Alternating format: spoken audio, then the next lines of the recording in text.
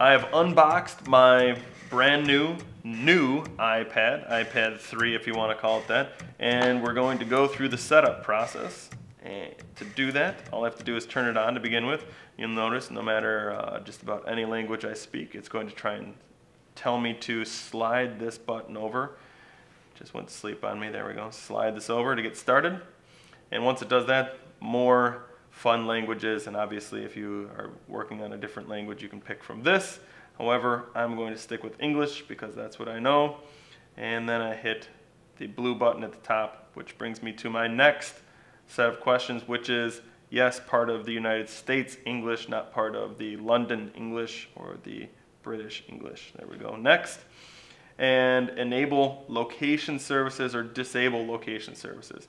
This is the perfect opportunity to talk about this, at least in part. We talk more about this in the settings, but location services deal with GPS location as well as some of the hardware, hard drive accessibility options. At this point, just understand one thing. If you pick to enable it, you can turn it off later. If you pick to disable it, you can still turn it back on later. So just pick whatever one makes you feel more comfortable. I'm going to enable it. It is much more helpful in the setup process, I think, than anything. So now once I do that, it gives me my next option. I can at any time, by the way, go backwards. Click next. And here, it's going to make me choose a Wi-Fi network. And as you can see, I have a whole slew of SSIDs to choose from.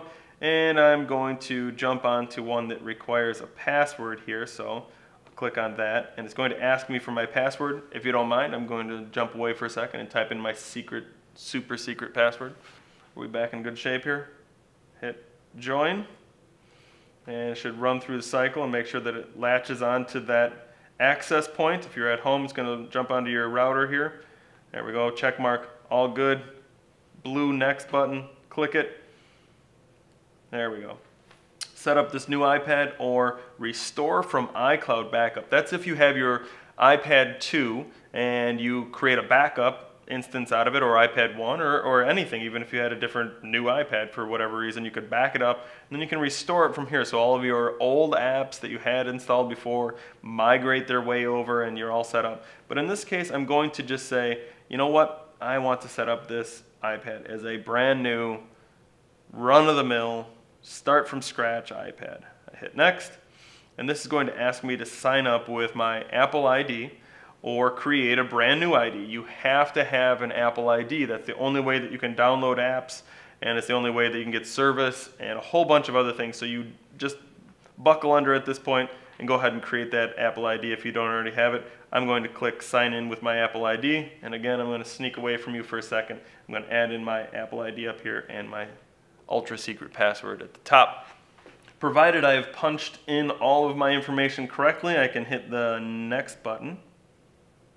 And now it says, all right, send all this information to me via email if I so desire.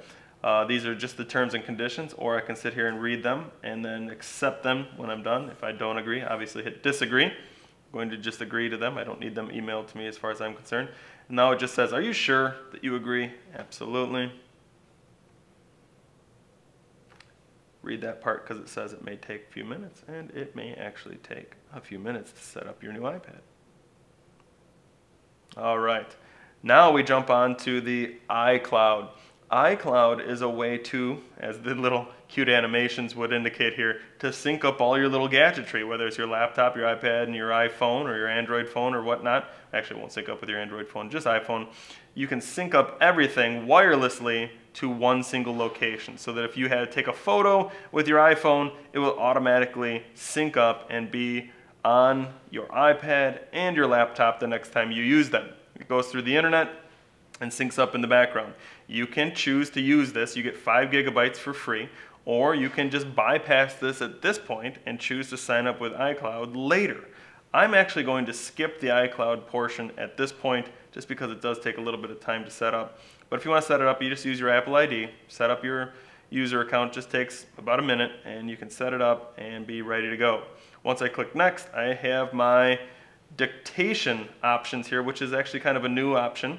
and I can say, do you want to use dictation on this? Absolutely. I want to use it because I love talking and having it translate what I say so that I don't have to wear out my poor little fingers. So I'm going to use dictation. Click on that and hit next. Dictation, by the way, at this point is not as sophisticated as the Siri is on the 4S, but it is supposed to be rather good, so we'll find out here in a little bit just how good the dictation is. This is talking about diagnostics. If something goes wrong with your iPad, crashes, something doesn't work correctly, and the iPad recognizes it, do you want it to send that information to Apple so that they can build you a better iPad the next time around? That you can decide on your very own. I'm just going to say no at this time.